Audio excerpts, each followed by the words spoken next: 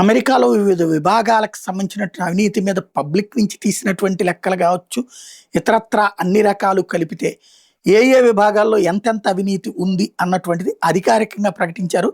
Health and human సర్వీసెస్లో అవినీతి $96.2 billion.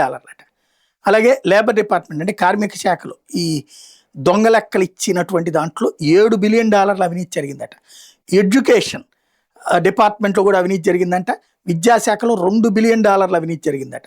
Homeland సెక్యూరిటీలో $1.3 billion అవినీతి జరిగిందట. ఇది ఓవరాల్గా గవర్నమెంట్ ఫ్రాడ్ ట్రాక్ చేస్తే బయటపడ్డటువంటి లెక్కలు.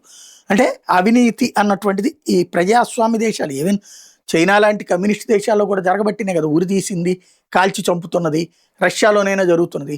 కాకపోతే అలాంటి చోట్లను అలా చంపడము, జైళ్లలో వేయడము సులభం. మన దేశాల్లో అయితే కనుక ఇక్కడ ఏసీబీ పట్టుకుని డబ్బులు రెడ్ హ్యాండెడ్గా పట్టుకున్న శిక్షలు మాత్రం ఎప్పటికీ వేయరు, కేసులు ఎప్పటికీ క్లోజ్ అవ్వు. అదే మన దగ్గర స్పెషాలిటీ.